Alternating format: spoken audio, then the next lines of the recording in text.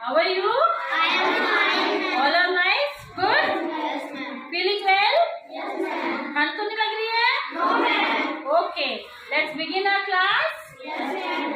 So today we study a very important topic. आज हम पढ़ने वाले हैं वो आपकी इंग्लिश की क्लास के लिए बहुत ही जरूरी है। इंग्लिश पढ़ने के लिए बहुत जरूरी है। जब हम इंग्लिश की रीडिंग लगाते हैं या जब हम इंग्लिश की राइटिंग करते हैं, यानी जब हम इंग्लिश लिखते हैं या जब हम इंग्लिश पढ़ते हैं, तो हमारा ये जो आज का टॉपिक है ये बहुत ही मीनिंगफुल है।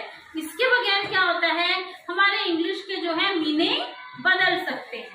कोई भी सेंटेंस अगर हम कुछ कहना चाहते हैं तो आज के टॉपिक से जुड़ी हुई जो भी बातें हैं, अगर हम उन्हें अप्लाई नहीं करते हैं, फॉलो नहीं करते हैं, तो हमारे सेंटेंस का या हमारे वाक्य का जो मीनिंग है वो चेंज हो जाता है। ठीक है, तो सब ध्यान से सुनेंगे। मैम ने ब्लैक बोर्ड थोड़ा तैयार कर रखा है आपके लिए, इससे आपको आइडिया लग जाएगा हम आज क्या पढ़ने वाले हैं। आज हम पढ़ने वाले हैं पंक्चुएशन मार्क्स। क्या है ये? Punctuation marks. इसको हम हिंदी में बोलते हैं विराम। विराम बोलते हैं हम विराम, और मार्क को बोलते हैं हम चिन्ह। अलग अलग तरह के विराम चिन्ह जो हमारे वाक्य में इस्तेमाल होते हैं, इंग्लिश के सेंटेंस में इस्तेमाल होते हैं। इसी तरह के विराम चिन्ह हमारे हिंदी में भी होते हैं, है ना? तो सेम थिंग हमारे इंग्लिश में भी है। सबसे पहला पंक्चुएशन मार्क हमारा आता है पीरियड या फुल स्टॉप। ठीक है, इसे हम बोलते हैं पीरियड या फुल स्टॉप। इसका जो इंडिकेशन है वो कैसे होता है? डॉट से। डॉट लगाते हैं, हम एक सेंटेंस शुरू करते हैं और सेंटेंस जब हमारा खत्म होता है तो ऑटोमेटिकली हम क्या लगा देते हैं? डॉट। ये जो डॉट होता है इसे हम बोलते हैं पीरियड या फुल स्टॉप। क्लियर है सबको? जैसे हम एक एग्जांपल दे सकते हैं कि राम इज अ बॉय। और हमने क्या लगा दिया एंड में? Full stop. तो ये हमारा क्या है? फुल स्टॉप एक पंक्चुएशन मार्क है, यानी हमारा वाक्य यहाँ पर खत्म हो गया। हिंदी में आप क्या लगाते हो? पूर्ण विराम लगाते हो ना, वो लंबी सी लाइन ऐसे डालते हो, ये हम हिंदी में लगाते हैं। लेकिन इंग्लिश में हम क्या लगाते हैं? Full stop. फुल स्टॉप यानी हमारा सेंटेंस कंप्लीट। अब इसके बाद जो हम बात करेंगे वो इस सेंटेंस से जुड़ी हुई नहीं है, यानी ये वाक्य यहीं पर खत्म। क्लियर है इतना सबको? नेक्स्ट आता है हमारा क्वेश्चन मार्क। ये निशान आपने देखा होगा बना हुआ है, इसे हम क्या बोलते हैं? प्रश्नवाचक चिन्ह हिंदी में बोलते हैं, इंग्लिश में हम इसे बोलते हैं क्वेश्चन मार्क। जब हम कोई प्रश्न वाला सेंटेंस बनाते हैं तब हम ये लगाते हैं। पढ़ने में हमारा जो भाव होते हैं, एक्सप्रेशन होते हैं, उसमें आता है, और लिखने में ये इस निशान के साथ हम लिखते हैं। लाइक एग्जाम्पल,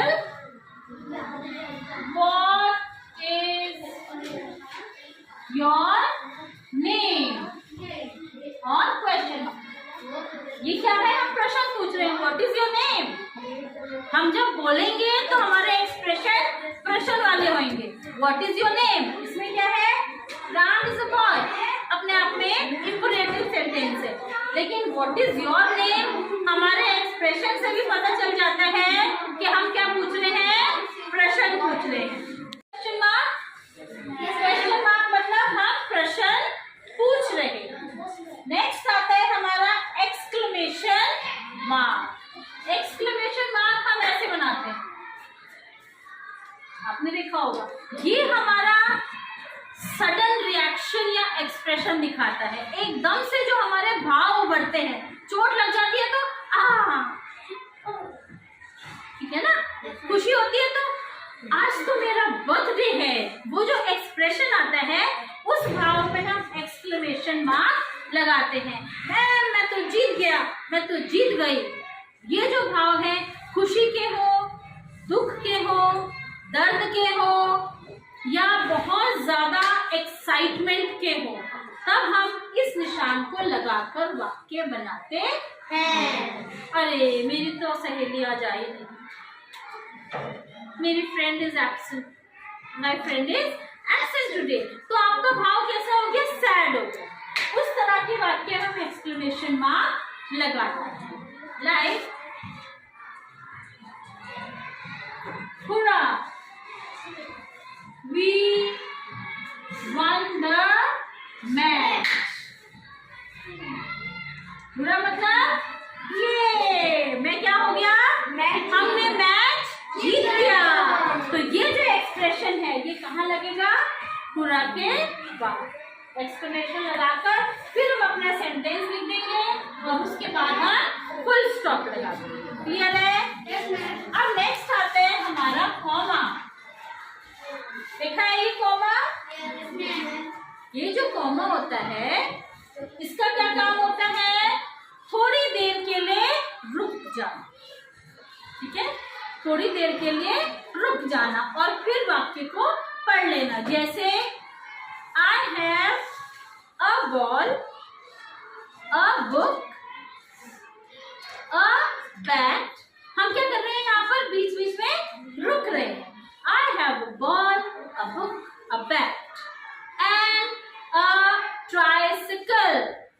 उसके बाद हमने क्या कर दिया? and लगा दिया। तो हमें जब 3-4 चीजों के लिए रुक रुक कर बोलना है या कई चीजों के बारे में बात करनी है तो हम इस कॉमा का यूज करते हैं। हम ये नहीं कहते मेरे पास पेन है, पेंसिल है, ये है, वो है, ये है, ऐसा है, वैसा है, बॉक्स भी है, चौक भी है। हम क्या करेंगे? बीच में थोड़ा सा ब्रेक देंगे। उस छोटे से ब्रेक को हम बोलते हैं comma.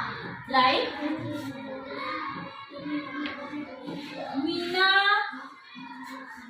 Meena and Rani are present. ठीक है ना? कौन कौन प्रेजेंट है? मीना एंड रानी। रानी हमने क्या लगा दिया यहाँ पर? कॉमा। थोड़ी देर के लिए हमने एक पॉज दे दिया, एक छोटा सा फुल स्टॉप। अब आते हैं हमारे इन्वर्टेड कॉमा। इन्वर्टेड कॉमास जो हम लगाते हैं वो ऐसे लगाते हैं। कोई भी डायलॉग है, कोई भी बात है उसे कहने के लिए, जैसे रोशनी कहेगी मैम ने बोला है शोर मत करो, तो शोर मत करो को कहा जाएगा? Inverted comma.